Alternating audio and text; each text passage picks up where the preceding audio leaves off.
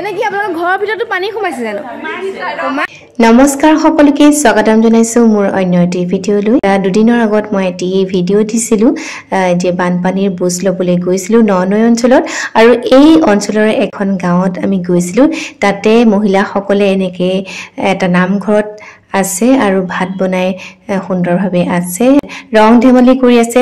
বহুত দুখৰ মাজতে তেওঁলোকে ইয়াতে কথা পাতি সকলোখিনি মিলিজুলি ভাত খায়। খুব ধুনীয়া এটা পৰিৱেশ, তেওঁলোকৰ লগত কথা পাতিলো। সেই কথাৰ মাজতে তেওঁলোকৰ পৰা এতিয়া আমি নাম শুনিবলৈ পালো আৰু সেই নামটি আপোনালোকৰ মাজত আগবঢ়াইছো।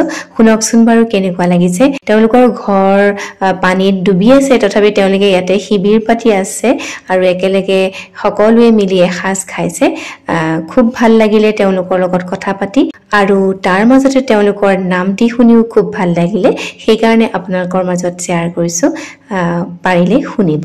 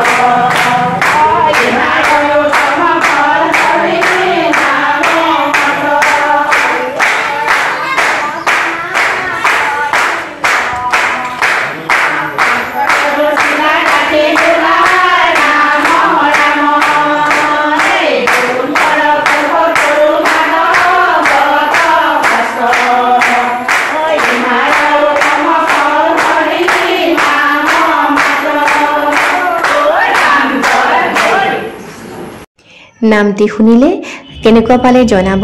তো আজিলৈ বিদায় লৈছো, পুনৰ লগ পাম। তেতিয়ালৈকে সকলো কুশলে থাকক। নমস্কাৰ।